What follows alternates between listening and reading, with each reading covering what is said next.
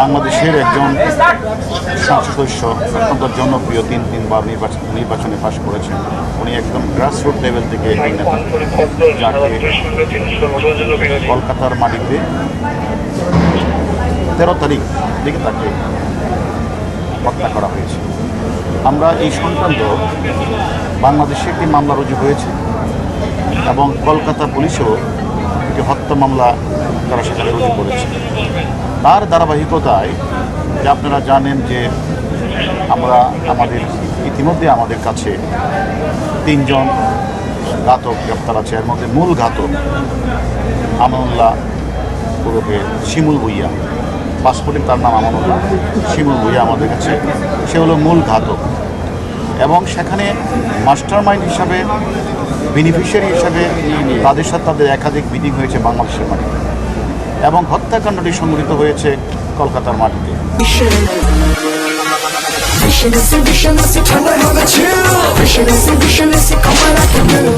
আমরা সেই কারণেই আমাদের তদন্তকারী কর্মকর্তা হিসেবে আপনারা জানেন ঘটনাস্থল এবং যেহেতু দুটি দেশে অপরাধটি সংঘটিত, আমাদের দেশে হলো এটা পরিকল্পনা আর ওই দেশে হত্যাকাণ্ড।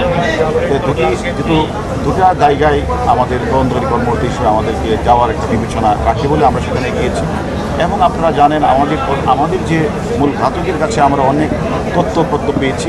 সেই তথ্যপত্রগুলো ক্রস এক্সামিন করার জন্য আমরা এছাড়া এখানে আমরা যে এভিডেন্সগুলি পাচ্ছিলাম, আমরা সরাসরি সেখানে গিয়ে যে ডিজিটাল এভিডেন্সগুলি আমরা সরাসরি দেখলাম এবং সেখান থেকে তারা যে অপরাধীরা কোন সময় কোন গাড়িটা ব্যবহার করেছে, তারা কোন কোন জায়গায় গিয়েছে এবং আমাদের যে মাননীয় সাংসদ সদস্য কোন সময় তারা সেখান থেকে তাদের রুমে ঢুকেছে, এগুলো আমরা বাস্তবিকভাবে ডিজিটাল এভিডেন্সের জন্য আমরা সেগুলি প্রত্যক্ষভাবে সেগুলি আমরা দেখেছি।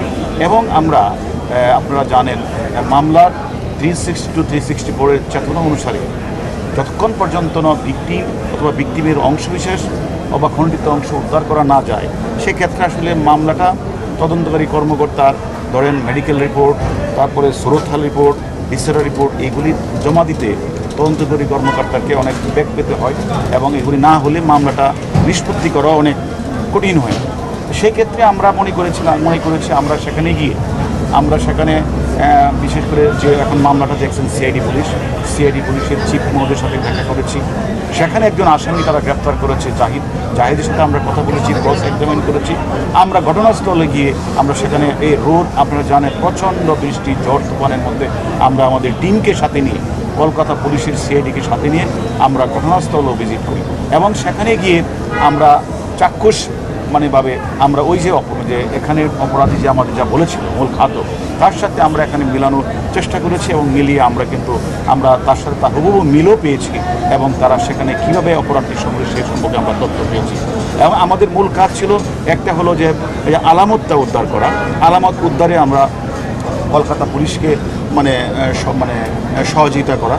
দ্বিতীয়ত ছিল আমাদেরকে সেখানে যে সিসিটিভি মাধ্যমে ডিজিটাল এভিডেন্স আমরা কালেকশন করা এবং আমরা পাশাপাশি বিভিন্ন যে পারিপার্শ্বিক সাক্ষ্য প্রমাণগুলি রয়েছে ওই অপরাধীর কাছে আমরা যে তথ্যগুলি পেয়েছি সেগুলি আমাদের কাছে যে মূল অপরাধী গ্রেপ্তারটা মিলিয়ে দেখার কাজটা আমরা করেছি।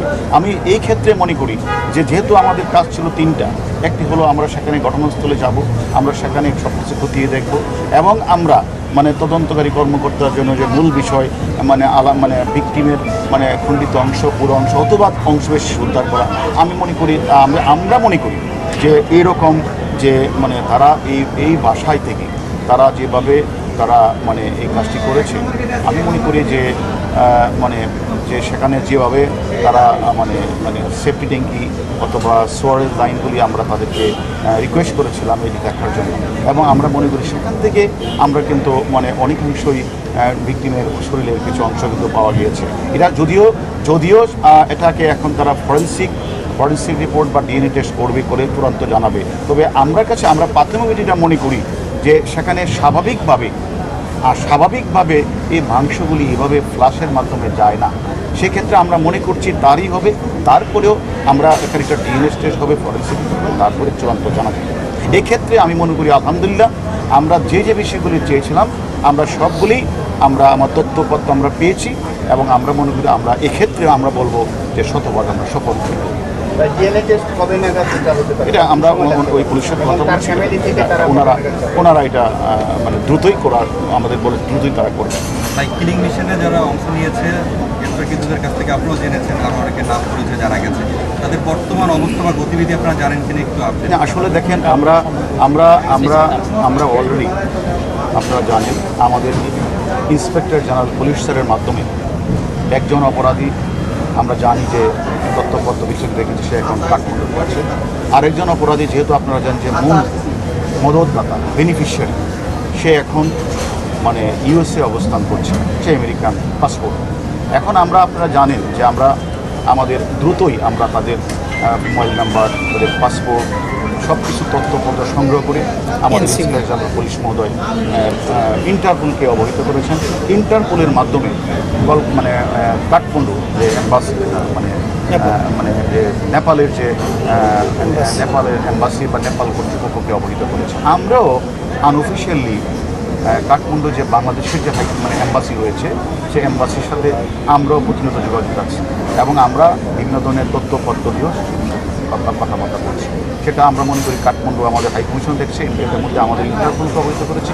অন্যদিকে আমরা এই বিষয়গুলি নিয়ে আবার আমরা যে আপনারা জানেন আমরা সেখানকার অনেক বড় বড় পুলিশ, বিশেষ করে পুলিশ কমিশনার, আইবির যে ইন্সপেক্টর জেনারেল, তারপরে আমাদের যে সিআইডি চিফ ইন্ডিয়া, সকলের সাথে কিন্তু আমরা পার্সোনালি মিটিং করেছি, এবং তাদেরকে আমরা বিভিন্ন বিষয়গুলি তথ্য আদান প্রদান এবং তদন্তের বিষয়গুলি আমরা তাদের সাথে তারাও আমাদের কাছে শেয়ার করেছে, আমরা তাদের কাছে শেয়ার করেছি। এবং আমরা মনে করি তাদেরকেও আমরা বলেছি যে তারাও যেন তাদের সাথে, আপনারা জানেন যে আমাদের সাথে যে এক্সট্রাডিশন যেটা ট্রেটি, এটা ইন্ডিয়ার সাথে আমেরিকা রয়েছে, যেহেতু ওনারাও চাইবেন, কারণ যে হত্যাকাণ্ডটা সংঘটিত হয়েছে ইন্ডিয়ার মাটিতে, ওনাদের কাছেও তো শাহিন মোস্ট ওয়ান্টেড। ওনাদেরকে আমরা রিকোয়েস্ট করেছি, আপনারাও তো, ওনারা আমাদেরকে বলেছে যে হ্যাঁ আমরা ঊর্ধ্বতন কর্তৃপক্ষের সাথে কথা বলে আমরাও আমাদের যথাযথ প্রক্রিয়া আমরা অনুসরণ করব। আর আমরাও ইতিমধ্যে আমাদের ইন্সপেক্টর জেনারেল পুলিশের মাধ্যমে ইন্টারপোলকে অবহিত করেছি, এবং আমরা বাংলাদেশের যে আমেরিকার যে দূতাবাস আছে তাদের সাথে আমরা আনঅফিশিয়ালি তাদের সাথে এই বিষয় নিয়ে সাহায্য সহযোগিতা চাই। আসলে দেখেন, যে কোনো হত্যাকাণ্ড যখন সংঘটিত হয় তার পিছনে তো অবশ্যই একটা মোটিভ রয়েছে, এবং আপনারা এটাও লক্ষ্য করেছেন যে এখানে পরিকল্পনা হয়েছে 2 মাস, সেটা হলো গুলশান বিভিন্ন এলাকাগুলিতে, এবং তাকে এর আগেও 2বার প্ল্যান করেছিল তাকে পৃথিবী থেকে সরিয়ে দেবে, এবং তারা বাংলাদেশের মাটিকে তারা ব্যবহার করলেন না, সেখানে তারা বললেন যে সেখানে করলে তাদের এখানে প্রবলেম হবে, সেই কারণে তারা সেটাকে বেছে নিলেন আমাদের পার্শ্ববর্তী দেশ কলকাতার সঞ্জীবা গার্ডেন।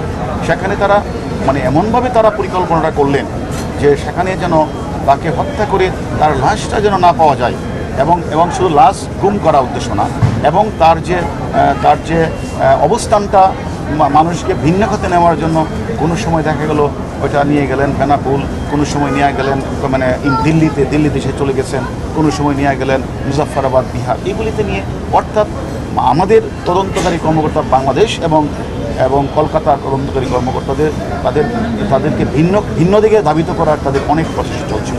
তাহলে এভাবে তারা একদম প্রি প্ল্যান ঠান্ডা মাথায় তারা কিন্তু এই অপরাধটি সংঘটিত করেছিল।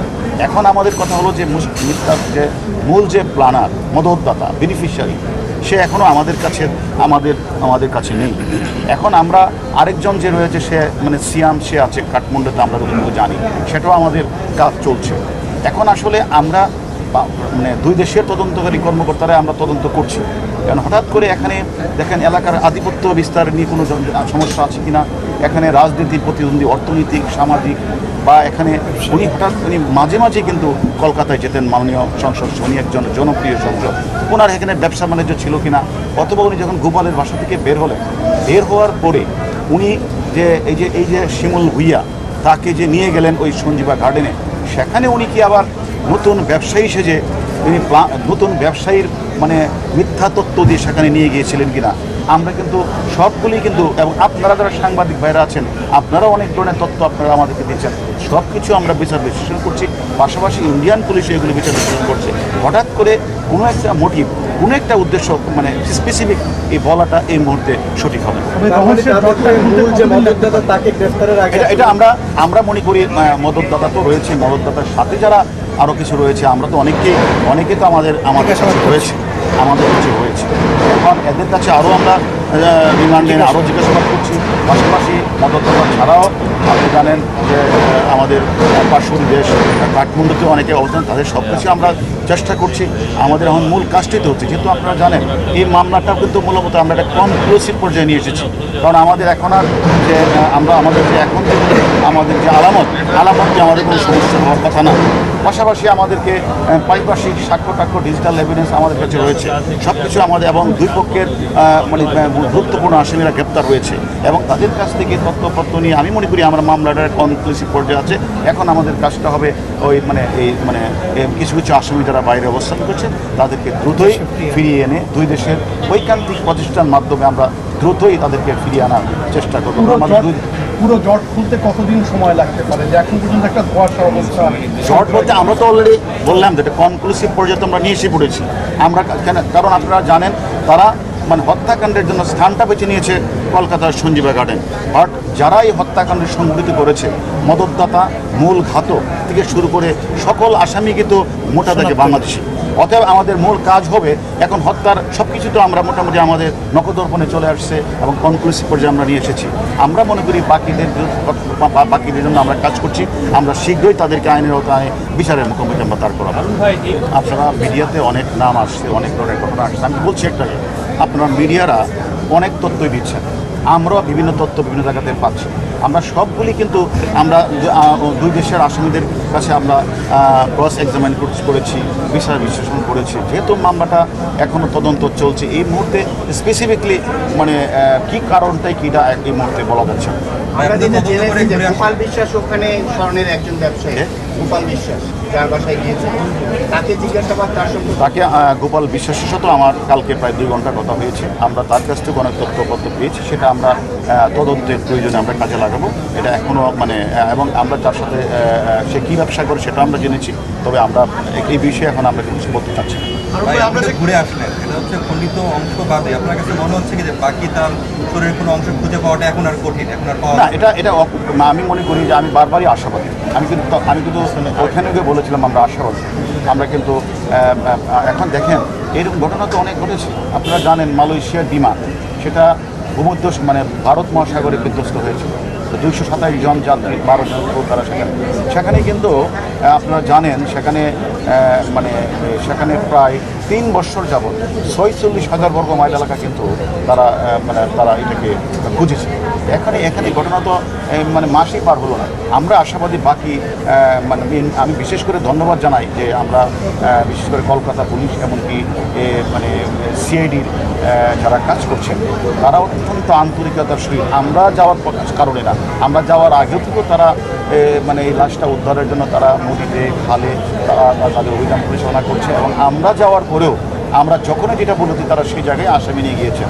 এবং আমরা যখনই তাদেরকে বললাম যে আপনারা আমাদের কাছে মনে হচ্ছে যে আপনারা কাইন্ডলি এই সেফটি ট্যাঙ্কি বা স্টোরেজ লাইনটা একটু ভাঙার ব্যবস্থা করেন, তারা সেটাই কিন্তু সাথে সাথে করেছেন।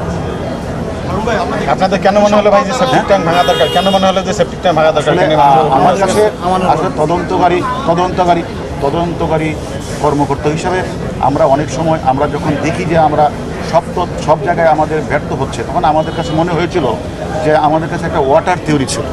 আমাদের যে 3 জন আসামি তার মধ্যে একজন আমাকে বলেছিল আমাদের তদন্ত টিমকে যে রাতের বেলা পানির শব্দ শুনতে পেয়েছিল। আমরা ওই ওয়াটার থিওরি পানির শব্দ শুনতে পেয়েছিল, তাহলে তারা ঘন ঘন ফ্লাশ করেছে।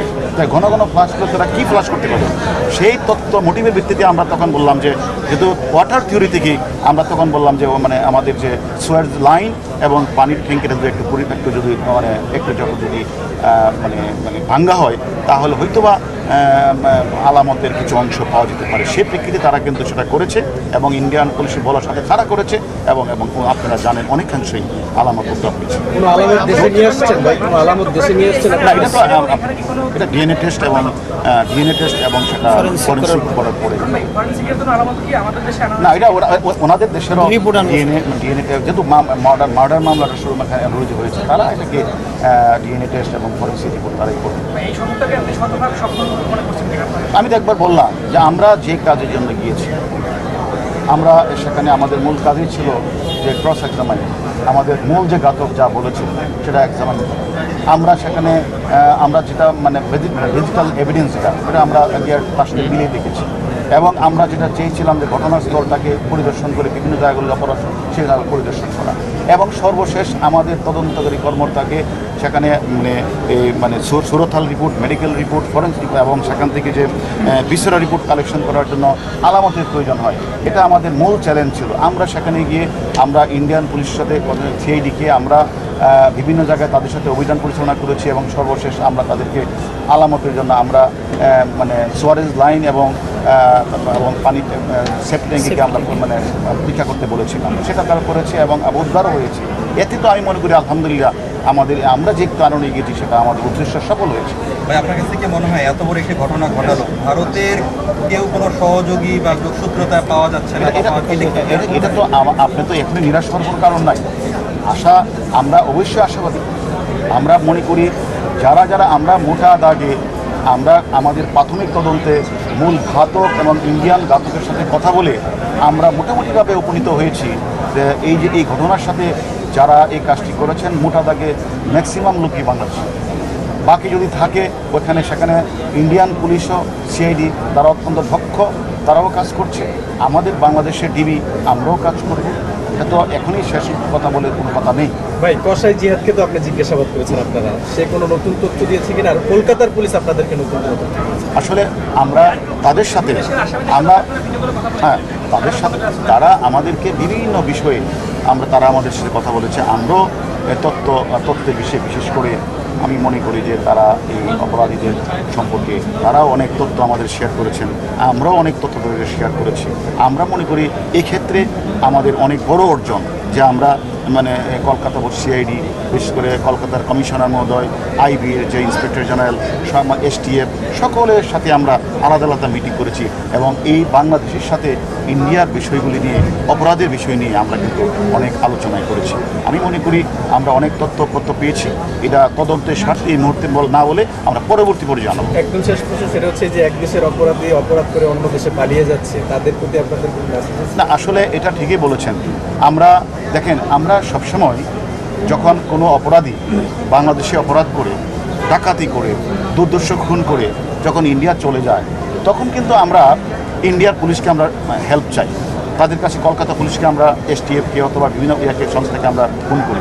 ফোনের মাধ্যমে আমরা দেখেছি তারা অনেক হেল্প আমাদের করতেন। যেমন কিছুদিন আগে আপনি জানেন যে আমাদের ডিএমপির যে টিপু মার্ডারের মামলা, আমরা এই মোল্লাকে কিন্তু আমরা থেকে নিয়ে আসছিলাম কলকাতাকে আইনি প্রক্রিয়ার মাধ্যমে তারা কিন্তু আমাদের দিয়ে দিয়েছিল।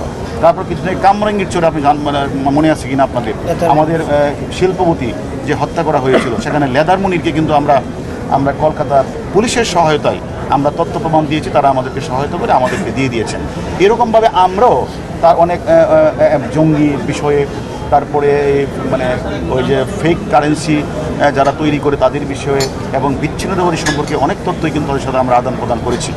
বিষয়টা হচ্ছে, আমি মনে করি যে একসময় আমরা সেখানে না গিয়েই আমরা খালি টেলিফোনের মাধ্যমে এই সকল অপরাধীকে আমরা ধরে আনতে পেরেছিলাম। কিন্তু এখন এবারের টোরের মাধ্যমে আরেকটা যেটা আমাদের সাকসেস হলো যে আমরা সেখানে গিয়ে প্রত্যেকটা ডিপার্টমেন্টের ছোট বড় সকল কর্মকর্তার সাথে আমরা কথা বলেছি, তাদের সাথে আমরা বিভিন্ন শেয়ার করেছি, তাদের সাথে আমাদের ইন্টারাকশান বেড়েছে। আমি মনে করি এখন বাংলাদেশের কোনো অপরাধী মানে বাংলাদেশে অপরাধ করে তারা ইন্ডিয়ায় গিয়ে সেফ হেভেন বানাবে, আমরা সেটা করতে দিব না। তাদের সহায়তায় তাদেরকে আমরা ধরে নিয়ে আসবো। এতে মনে করি অপরাধীরা বাংলাদেশ থেকে আবার সেম ওয়ে আবার ইন্ডিয়ার কোনো অপরাধী সেখানে অপরাধ করে বাংলাদেশে এসে সেফ হেভেন বানাবে, এটা হতে দেওয়া যাবে না। তাই আমাদের যে কোনো জায়গা থেকে আমরা আসামিদেরকে পাকড়াও করবই।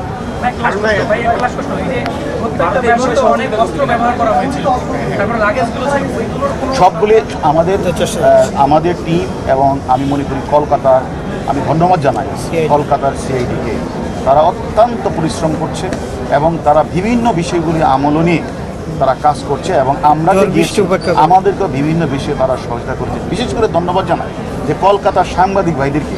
দুদিন ঝড় বৃষ্টি ছিল, এই ঝড় বৃষ্টির মধ্যে ওনারা সার্বক্ষণিক আমাদের সাথে ছিল এবং বিভিন্ন বিষয়গুলি তথ্যপথ আমাদের সংগ্রহ করেছে।